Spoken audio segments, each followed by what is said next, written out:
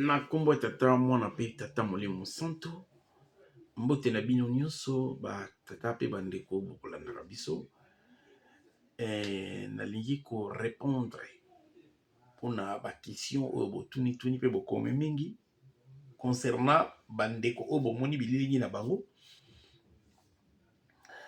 tango tozali ezali tango ya kimona meso elingi koloba misala ya moto na moto esengeli emonana.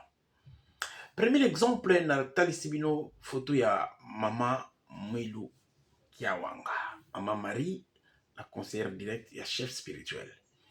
Aza kozwa honneur wapi na ville ya Kinshasa. Est-ce que ça na poto te? Oyo baza kobenga ngoli ya satana. Ezali ete. Proverbe ya mokili elobi boye, bato mokili balobi eteni ya nzete ata eumeli mingi na kati na ebale ekokoma mbisi te. Yo moto ozali kofinga mama Marie mokolo nini yo kotelema kasi yo zwa honneur wana parce que yo nde bozali na bonzambe. Tozali na tango ya kimona meso misala ya moto na moto esengeli emonana. Etape oyo tokomi yango nalingi nazongisa biso nyonso to comprendre etape nini tokomi. Tokomi na etape oyo papa Dengue alobaki na docteur Matimba bobongisa ba cercueil po place toza kokende bato ya maboma bakozala mingi. Omoni bato bazosala ba émission ba soi-disant émission tote na bakoti po bate ya banani. Noé Amélie Masanga alangwe mwana ya zoba asikaki tata na ye. Me mwana mayele azongaki sima abombaki papa na ye. Soko moni moto azali kotalisa manduki contre nkamba azali ya biso te. Quel que soit mabe oyo koki komona ndenge tolobaka exemple na libota na yo moto azali na bouane azali na bonzambe akoyeba ndenge akoloba kasi baye nyonso bazali koleka koloba po toyeba ke bazali ya biso te. Josué chapitre 5 verset 13 à 14. Josué azana bitumba amoni un individu ayebi ete question atunaki ye tu es de notre ou de nos ennemis parce que bazaki na bitumba biso tozali na guerre spirituelle tozali na droit ya kofinga na te po toza bandimi mais c'est la guerre bandeko na biso tozi tokabwana papa lobaki bakozonga on est d'accord mais là nanu bazongi te lokola na bazongi te toza nanu ya kokabwana. Papa uti kolobakala te baleki bakozonga mesiko te nous sommes d'accord tozozela moment wana nde tsuki koki tozongi na bomoko mais pour l'instant pour le moment tozali deux camps. Alors yo moto faut payer sa position. Moi qui vous parle je suis d'un Kamba Jérusalem papa Simon qui manque ngani 100%. Parce que position faisant là. Toke na Apocalypse chapitre 3 verset 16. Nzambe alobi na moni position na ozali moto te, ozali malili te, ozali tiède. Lokolo ozali tiède nga na kosanza yo. C'est que nzamba linga ba netre te. Pesa position. Mwana nzamba azaka na binemi te. O nzambe azaka na binemi te. Jacques chapitre 4 verset 4. Celui qui veut être ami du monde sera lui-même ennemi de Dieu. Nzamba azaka na binemi. Ba o bazaka binemi nzambe ezali balingi mokili balingi mibeko te bakomaka ennemi ya nzambe. Jacques chapitre 4 verset 4. Nzambe azana binemi. Donc soko boyi mibeko nzambe okukuma ennemi. Ba o noso batelemeli mibeko nzambe bakomi benemi ya nzambe. Nzambe te motaluki mais moto aboyi kutusa. Pesa position na yo botika la biso ba émission ezanga tina. Ya kolakisaka comme si bino bolingi bopesa nkamba leçon, bino bolingi bopesa papa leçon. Non. So moni moto asepelaka azala ni sima ya lingomba. Mais faut comprendre place na eza na balabala. Mwana oyo aza mondimi soka kwisa ba yoka kapasi. Mais moto aza fier aza na libanda parce que place na ye na kati ezate, malamu na ezali na nzela. Donc bandeko nanga toka moite. Alors place to komi ezali place au papa lobaki bato maboma bakoya ebele. Papa Dalunga na lobaki mutuka etelemi pe et démarrer. Tembo pe jetiki sentoi bapesaki biso loyembo tokoyoka. Voyage yango oyo na mutuka tomataki nini ekomona na bilembo nini eza liboso. yango tozomona sikoyo yaki mona meso.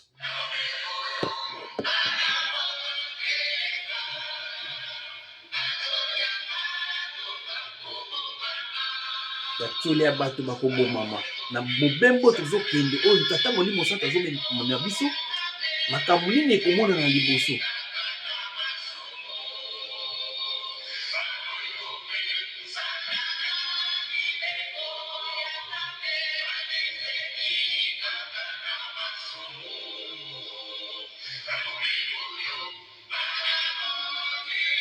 Bana bokeba na mobembo nazomema bino. Bato mingi bakoboma, bato mingi bakokufa.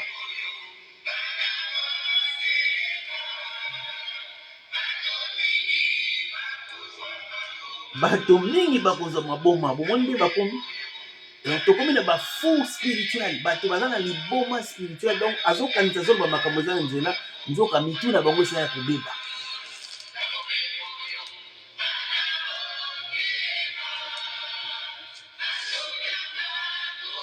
Batioli ya bato bakobomama. Sanana libeko akesani kaka na masomo. Moto azosala mabe bazokanisa azosala malamu mpe azomona ngo normal. Fo toyokaka banzembo mpo toyebaka etape nini tokomi.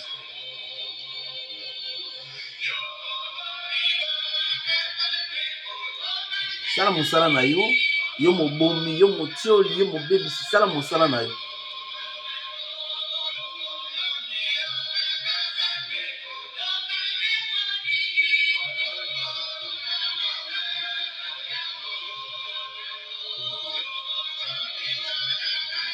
Cela ndenge olingi.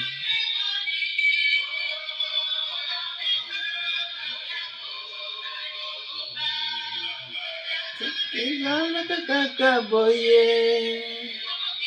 Se elaka ya nzambe ezalaka kaka boye. Bato bamela basepela bamona no wazoba.